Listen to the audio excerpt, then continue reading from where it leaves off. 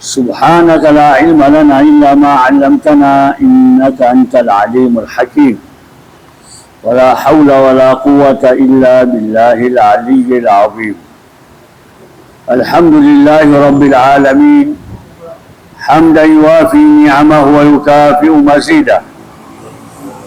اللهم صل وسلم وبارك على سيدنا مولانا محمد شجرة الأصل النورانية ولمعة القبضة الرحمانية وأفضل الخليقة الإنسانية وأشرف الصورة الجسمانية ومعدن الأسرار ربانية وخزائن العلوم الاصطفائية صاحب القبضة الأصلية والبهجة السنية والرتبة العلية من درجة النبيون تحت لوائه وهم منه وإليه وصل وسلم وبارك عليه وعلى آله وصحبه عدد ما خلقت ورزقت وأمت وأحييت إلى يوم تبعث من أفنيت وسلم تسليما كثيرا والحمد لله رب العالمين.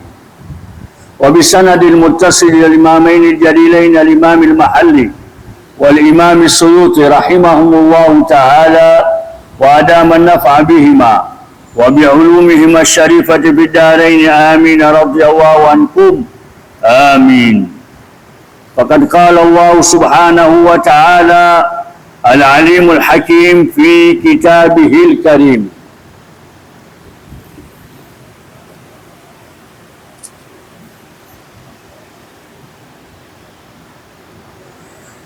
Jana tuliishia aya ya 108 katika suratu Ali Imran, na leo tumeingia katika aya ya 109 katika sura hiyo ya Ali Imran. Napaona wote. Bismillahir Rahmanir Rahim. Subhanahu wa ta'ala anasema walillahi ma fi samawati wa ma fi al-ard, na ni milki ya Mwenyezi Mungu vilivyomo katika mbingu na vilivyomo katika ardhi, ni milki yake. Haulizwi kitu, kwa nini fulani ikatolewa roho na kwa nini fulani yuhai. Walillahi almasalul a'la, Mwenyezi Mungu hapigiwi mifano mikubwa. Yeye ndio mwenye mifano mikubwa, yeye hapigiwi mifano midogo midogo. Mtu anamiliki kuku wake, banda kubwa la kuku kiasi 3,000, akamchukua kuku mmoja akamchinja, hataulizwa na mtu yoyote, kwa nini umemchinja huyu usimchinje yule. Yeye ni milki yake. Na Mwenyezi Mungu Subhanahu wa Ta'ala, vyote vilivyomo katika mbingu na vyote vilivyomo katika ardhi ni milki yake,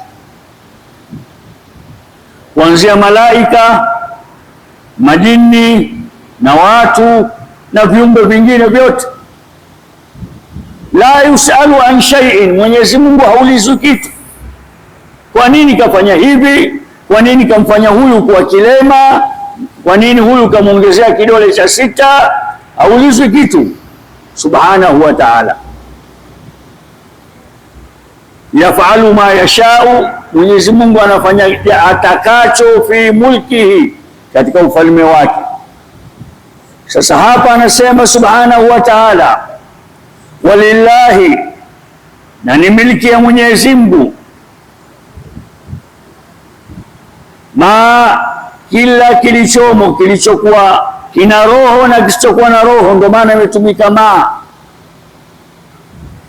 ma fi samawati, vyote vilivyomo katika mbingu, wa ma fi ardhi, na vyote vilivyomo katika ardhi, yani na vilivyomo katika ardhi.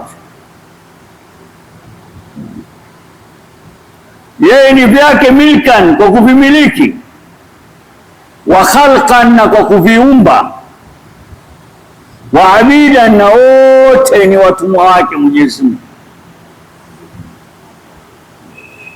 Baada ya hapo anasema subhanahu wa ta'ala, wa ila Allahi turja'ul umur, na kwake yeye Mwenyezi Mungu ndo hurejea mambo yote.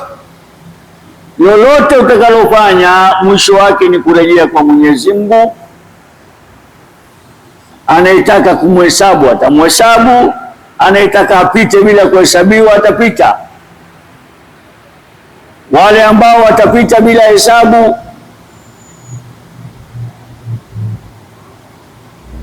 Bwana Mtume sallallahu alaihi wasallama alitajiwa kwamba ni 70,000,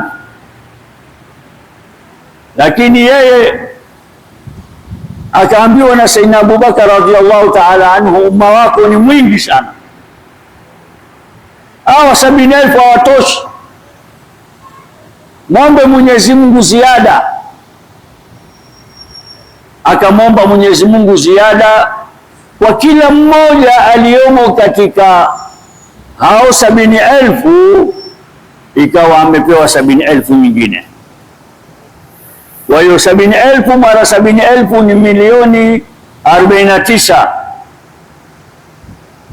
Hizo ndizo alizopewa Mtume sallallahu alaihi wasallam. Umma wake wataingia peponi bila hisabu, mbali na wale ambao Mtume sallallahu alaihi wa alihi wa sahbihi wasallam atawashufaia siku ya Kiyama, au mbali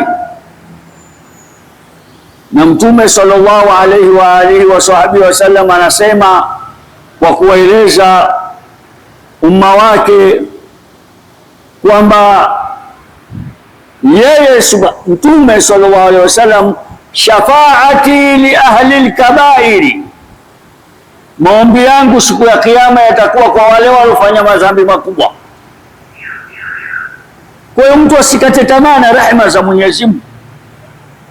Rehema hizo zikiwa zitapitia kwa mtume au moja kwa moja kwa Mwenyezi Mungu subhanahu wa ta'ala, maana ya mtume mwenyewe ni rahmatan lil alamina, na yeye Mwenyezi Mungu anasema kwamba watu wasikate tamaa na rehema ya Mwenyezi Mungu. La taqnatu min rahmatillah, musikate tamaa na rehema ya Mwenyezi Mungu.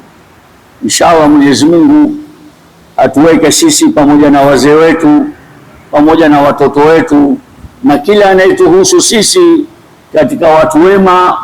Mwenyezi Mungu ajalie tuingie katika kundi la kuingia peponi bila hisabu, na waliobaki ambao si hawakuwa wema wabakie kwenye shafaa ya Mtume sallallahu alaihi wasallam. Anasema wa ila Allahi turja'ul umur, na kwake yeye Mwenyezi Mungu mambo yote yatarejea. Hata sisi tukifa, wale walio hai wanasema inna lillahi, hapana shaka sisi ni wa Mwenyezi Mungu, wa inna ilaihi raji'un, na hapana shaka sisi kwake yeye Mwenyezi Mungu ni wenye kurejea. Mtu anakwenda kule kama alivyokuwa Mtume sallallahu alaihi wasallam alikwenda. Bibi Aisha radhiallahu anha akamfuata kwa nyuma, ujua huyu mtume usiku huu anakwenda wapi, na leo ni zamu yangu, mbona ametoka hapa? Akamfuata akamkuta mtume anaingia al-Baqi al-Gharqadi, anaingia katika makaburi ya Baqi kwenda kuwazuru. Akasema assalamu alaikum dara qaumin mu'minin wa inna insha Allahu bikum lahiqun, nas'alullaha lana wa lakum al-afwa wal afiya, Allahumma ighfir lil mutaqaddimina warhamil baqina, na mpaka mwisho maneno mengi. Lakini makusudio yetu kueleza hapa pale aliposema mtume wa inna bikum lahikun, na sisi ni wenye kuwafuata nyinyi mliokufa, na sisi tunakuja huko, maana safari yetu ni moja. Tatizo kwa binadamu ni atangulie nani, hapo ndo pana tatizo. Binadamu kila mmoja anatamani atangulie mwingine, yeye abakie. Anasema subhanahu wa ta'ala, kuntum, mmekuwa nyie, ya ummata Muhammadin, ni umma wa bwana mtume Muhammad, fi ilmi llahi, katika ilmu ya Mwenyezi Mungu, khaira ummati, ndio umma uliokuwa bora, ukhrijat linnasi, ulioteuliwa ukadhihirishwa kwa ajili ya watu wote, yani baina ya watu wote sisi ndio tumeteuliwa. Kazi yao ni nini? Ta'muruna bil ma'ruf, munaamrishana mema au munaamrisha mema. Watanhauna anil munkari, na mnakataza maovu, kwa maana kwa mnakatazana maovu. Umekaa na rafiki yako kama hivi, basi yeye kakuona wewe unafanya jambo fulani, jambo hilo katika sheria haliruhusiwi, atakwambia bwana, punguza mambo hayo bwana, hilo jambo halifai. Ikiwa atakwambia kwa lugha hizi za mitaani, lakini ikiwa nataka kuambia kwa lugha za msikitini, kwambia shekhe, jambo hilo mimi naona usilifanye shekhe. Upo utegemea na pale mahali ulipo na anayekwambia ni nani. Kwa hiyo taamuruna bil ma'ruf, munaamrishana au munaamrisha mema, watanhauna, na mnakataza anil munkari. Munkar manake uovu wa aina yoyote. Hata bwana mtume sallallahu alaihi wasallam ametufundisha namna ya kukataza munkar. Amesema hivi, maraa minkum munkaran, yoyote atakayeona kati yenu nyie Waislamu munkar unafanywa, basi akataze. Vipi? Akataze kwa mkono wake ikiwa na nguvu. Maanake kama ni mwanawe basi amshike, wewe mbavu, acha kufanya hivi. Lakini ikiwa mtu mwingine na yeye hana nguvu za kutumia pale, kwa hiyo anakataza vipi? Anakataza kwa ulimi wake, bwana, unachofanya sivyo bwana. Watu wanaogopa kukwambia tu, lakini bwana, hapana bwana, mimi inabidi nikwambie hayo unayofanya sio. Unakataza kwa nini? Kwa ulimi. Ikiwa kwa ulimi huwezi, basi utakataza kwa kitu gani? Kwa moyo. Utachukia jambo lile kwa moyo. Chukia munkari ule, usimchukie mwenye kufanya munkar. Yule iko siku utapata nafasi utamwongoza, lakini yule mwenye kufanya ovu, chukia lile ovu lake, alafu tafuta namna, iko siku utapata nafasi ya kusema naye. Anasema watuminuna billahi, na mnamwamini Mwenyezi Mungu. Hii ndio sifa yenu nyie umma wa bwana mtume sallallahu alaihi wasallam. Mwenyezi Mungu ndo anatueleza hivyo. Ukijikuta wewe huwezi haya, ujue haumo katika umma wa mtume. Maana hawa wenye sifa hizi wanatajwa ndio waliomo katika umma wa mtume Muhammad sallallahu alaihi wa alihi wasallam. Kisha Mwenyezi Mungu anasema, lau amana ahlul kitabi lakana khairan lahum, na lau kama wangeamini hao ahlul kitabi. Ahlul kitabi wanakusudia Mayahudi na Manaswara, waliobaki wote si ahlul kitabi, wala hapana sura ya kusema hawa ni ahlul kitabi. Baadhi ya watu wanavioni tena, mashekhe wetu wanasema kwamba Wakristo ni ahlul kitabi,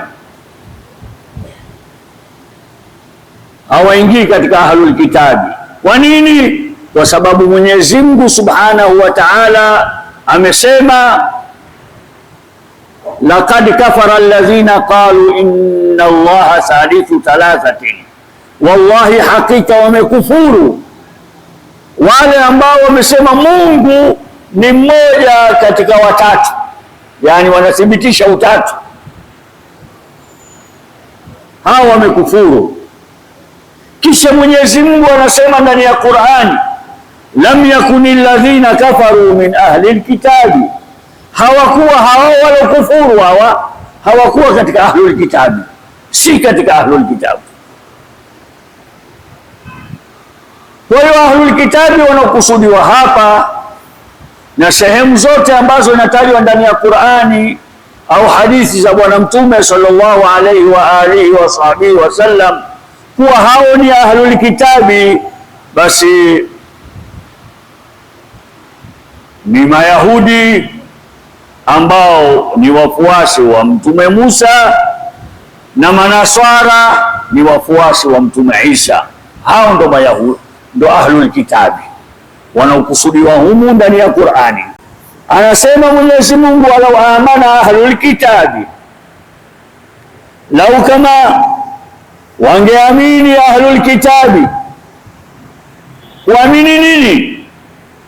Kuamini alokuja nayo Bwana Mtume sallallahu alaihi wa alihi wasallam na wakamfuata, maana dalili za kuwa yeye ni mtume wa Mwenyezi Mungu wanazo. Lakana khairan lahu, hiyo imani ingekuwa ni kheri kwao, maana ingewanufaisha akhera. Lakini Mwenyezi Mungu anawataja baadhi yao, minhumul mu'minun, wako katika Mayahudi na Manaswara walokuwa ni waumini, ka Abdullah ibn Salam. Abdullah ibn Salam alisilimu, naye alikuwa ni mmoja katika watawa wakubwa wa Kiyahudi, lakini alisilimu mbele ya Bwana Mtume sallallahu alaihi wasallam baada ya kumuuliza maswali, na maswali yale akawa hawezi kujibu mtu yoyote ila aliyekuwa ni mtume wa kweli, na mtume akaweza kuyajibu. Ndipo Abdullah ibn Salam akasilimu, na wenziwe waliosilimu wako wengi, baadhi yao wametajwa katika vitabu vyetu. Kisha anasema kuna na Najashi, mfalme wa Eritrea. Zamani Eritrea na Ethiopia ilikuwa ni kitu kimoja, haijajitenga, na mahali walipokwenda wale maswahaba wamekwenda Habesh, basi walikwenda Eritrea. Mfalme wa pale ambaye ndio akitawala Ethiopia yote akiitwa na Najashi. Wakaenda maswahaba kwa amri ya Bwana Mtume sallallahu alaihi wa alihi wa sahbihi wasallama, wakashuka katika nchi ile, na waliondoka na jahazi kutoka Jidda. Jidda kuna bahari Red Sea, ndio wakaondoka mpaka wakafika Habesh, wakapokewa, hawakukataliwa kukaa katika nchi ile. Lakini Makureshi wakatoka wajumbe wao, mmojawapo akiwa Amr ibn al-As na wenziwe wawili, wakachukua zawadi wakawampelekea mfalme, na wakamuonya kwamba mfalme, katika mji wako wameingia watu hawa, sisi tumewafukuza kwetu kule, walikuwa waovu sana, kwa hiyo watoe katika nchi yako. Mfalme akasema siwezi kuwatoa bila kuwasikiliza. Akawaita akawaambia, hawa watu kutoka Maka, Makureishi hawa wamekuja hapa, wanasema nyie mko namna kadha kadha kadha kadha, leteni hoja zenu, na wamenitaka mimi niwatoe nyie katika nchi hii. Walipoeleza wakashinda lile swali waliulizwa. Yule Amr ibn al-As ni mjanja, baadaye alisilimu, lakini wakati ule alikuwa hajasilimu. Akamwambia mfalme kuwa unawaacha bure tu hao wanasema habari ya Isa maneno mabaya sana, na wanajua wale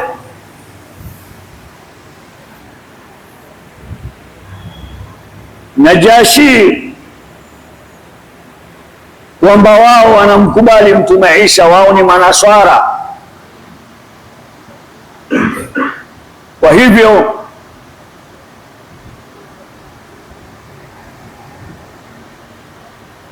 akasimama Jaafar bin Abi Talib radiyallahu anhu, ni ndugu yake Ali bin Abi Talib, akamwambia hivi,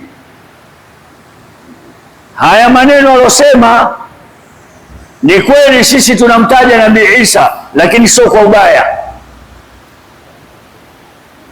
Akasoma bismillahir rahmanir rahim, kaf ha ya ain sad, suratu Maryam. Bila akasoma ndani yake anatajwa Nabii Isa, anatajwa na mama yake, na anatajwa kwa uzuri kabisa. Hivi ndivyo tunavyomtaja Mtume Isa, na maneno haya tumeyapokea kutoka kwa mtume na yeye amepokea kutoka kwa Mwenyezi Mungu. Yule Najashi akatokwa na machozi, alikuwa ameshika fimbo yake akaipiga chini pale, akasema, haya wanayosema hawa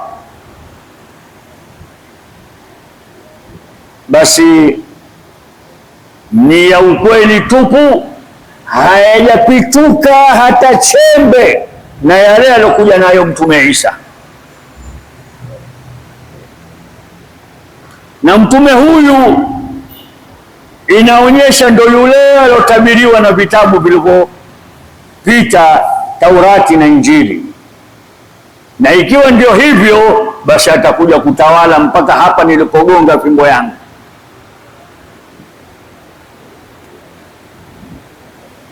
Akamuuliza Sayyidina Jaafar bin Abi Talib radhiyallahu anhu, mimi nataka kusilimu na maaskofu wangu wote hawa wanataka kusilimu, tuelekeze namna ya kusilimu. Akawatamkisha shahada, wakatamka shahada mfalme Najashi pamoja na watu wake wote wa baraza yake, na baraza yake ilikuwa inaongozwa na maaskofu hao. Baada ya kusilimu, siku zile ambazo wanaondoka wao, Najashi akamtoa mwanawe, akasema, huyu mwanangu namtoa aende Madina awe mtumishi wa Mtume Muhammad sallallahu alaihi wasallam, na lau kama si ufalme huu, basi mimi ningelitoka hapa, watu wangu wananihitaji. Kama sikunihitaji watu wangu, ningetoka mimi nikawa ndiyo mwenye kuosha miguu ya mtume huyo. Maneno hayo anasema Najashi, yamo katika sira utayakuta. Kwa hiyo hao ndio ahlul kitabi. Kama wangelisilimu ingekuwa ni bora, lakini minhumul mu'minuna, kati yao wapo waliosilimu nao ni waumini, ka Abdullah bin Salam na watu wake wengi, na Najashi pia alisilimu na watu wake wengi. Wa aktharuhum, na wengi wao waliobakia ambao hawakusilimu, alfasiquna, ni makafiri. Hapa fasik ina maana ya kafir. Sasa wale Mayahudi wale walikuwa kabla ya kuja Mtume sallallahu alaihi wasallama, walikuwa wanapambana na Aus, wanapambana na Khazraj katika mapigano yao, inatokea vita baina yao mara nyingi. Siku wakishindwa wale Mayahudi husema anakuja mtume wetu, akija mtume wetu huyo tutawapiga na tutawashinda. Alipokuja Mtume Muhammad sallallahu alaihi wasallam wakamkataa kwa sababu si Yahudi. Wale Aus na Khazraj wakamkubali Mtume sallallahu alaihi wasallam, wakaitwa Ansarullahi. Kwa hiyo sasa wao wanaendelea kuwatisha.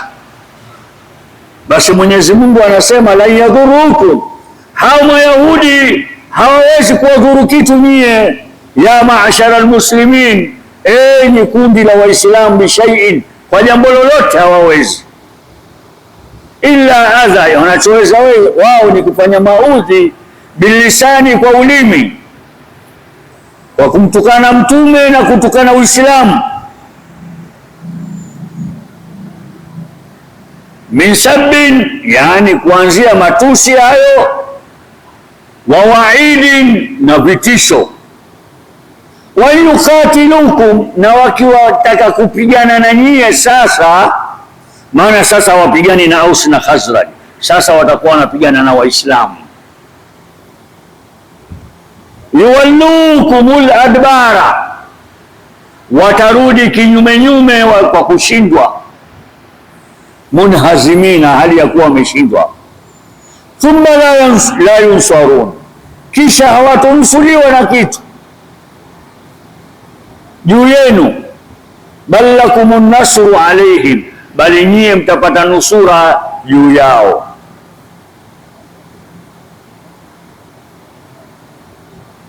Duribat alaihimu dhilla, wameshaandikiwa hao Mayahudi kuwa ni madhalili. Ainama thuqifu, popote wawapo. Na neno hilo ndo mpaka kiyama. Hata ukiwaona wanatamba na nini, Mwenyezi Mungu amewaandikia kudhalilika tu. Fala izza lahum, hawana utukufu wowote, wala atisama, wala hawana mashikamano, wenyewe kwa wenyewe wanagombana kila siku. Illa kainina, illa wale ambao watakuwa wameshikamana bihablin min Allahi, Mayahudi walioshikamana na dini ya Mwenyezi Mungu, wa hablin minan nas, na kamba ya watu, minina, waumini, wa huwa nayo ni ahaduhum ilaihim bil aman, kupata ahadi ya amani, kuishi katika dola za Kiislamu, ala adai jizya, kwa kulipa kodi. Ai, maana yake la ismata lahum, hawana kinga wao, ghairu dhalika, isipokuwa hivyo, vinginevyo wao ni madhalili mpaka kiyama.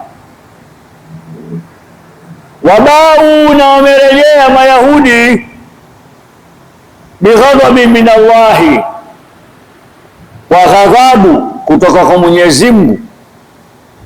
Wadhuribat alaihimul maskana, na wameandikiwa umaskini. Dhalika, hayo, biannahum, ni kwa vile wao, bisababi annahum, kwa sababu ya kuwa wao, kanu yakfuruna biayati llahi, walikuwa ni wenye kukufuru wazee wao aya za Mwenyezi Mungu. Wayaktuluna al-anbiya, na wazee wao wakiua mitume bighairi haki, bila haki yoyote, ni kwa uonevu tu. Dhalika bima asaw, hayo ni kutokana na maasi yaliyofanywa walioyafanya juu ya amri ya Mwenyezi Mungu. Wakanu ya'tadun, na walikuwa hao ni wenye kupituka. Yujawizuna, wanapituka alhalala ila alharam, kwenda kwenye haramu. Hapa pana maelezo madogo, na hapa ndio tutakapoishia. Maelezo yaliyopo, Mayahudi walisema hivi, hayo mambo wamefanya wazee wetu, sio sisi. Kwa hiyo sisi hawatuthibitiki udhalili wala umaskini wala ghadhabu za Mwenyezi Mungu. Hata awe na mabilioni ya pesa, bado moyo wake ni maskini, uhitaji wake ni mkubwa kuliko maskini wa Kiislamu.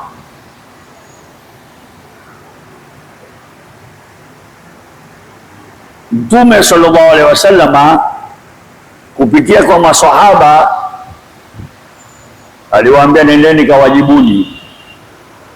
Majibu yenyewe ni hivi: nyie hamkufanya matendo yale, lakini mmefurahia matendo yale ya kuuawa mitume na ya kumkufuru Mwenyezi Mungu na kutokufuata amri za Mwenyezi Mungu. Kumbe dhambi ikifanywa, anapata madhambi yule aliyefanya na yule aliyefurahikia kwamba yale madhambi yanafanywa, anayaona yeye, anaona raha, anachekelea. Mfano mdogo tu, hapo nje ukamkuta msichana anapita ameshika simu akanyang'anywa, utamsikia mtu wamezoea hao simu kuchezea njiani, maana yake anafurahia tendo lile. Madhambi yale ya kunyang'anywa ile simu anayapata yule alionyang'anya na yule aliofurahikia kuonewa yule na kunyang'anywa, kuporwa simu ile. Na hao Wayahudi wazee wao ndio walikuwa wanaua mitume na wanakhalifu amri ya Mwenyezi Mungu, na jambo lile wamelirithi kwa wazee wao, na kama wanapata njia wangemua Mtume Muhammad sallallahu alaihi wasallam, lakini hawakupata. Kila waliofanya wameshindwa, na kwa sababu hiyo Mwenyezi Mungu alimwambia Mtume, wallahu yaasimuka minan nas, Mwenyezi Mungu anakuhifadhi dhidi ya watu wote. Zamani Mtume alikuwa anaweka walinzi wanamlinda, toka siku ile ya kuteremka aya hiyo hakuweka tena mlinzi, maana ile isma ameishika mwenyewe subhanahu wa ta'ala, haipitii kwa binadamu. Kwa hiyo wale Mayahudi waliopo wakati ule wa Mtume na hao waliopo sasa, wote wanafurahia yale matendo wanakuwa wanafanya wazee wao ya kuua mitume na ya kukhalifu amri ya Mwenyezi Mungu. Kwa hiyo wana udhalili, wana umaskini, wana na ghadhabu ya Mwenyezi Mungu. Wallahu wa rasuluhu a'lam. Tumeishia leo hapo katika aya ya 119, ndio 12, 112, sawa sawa.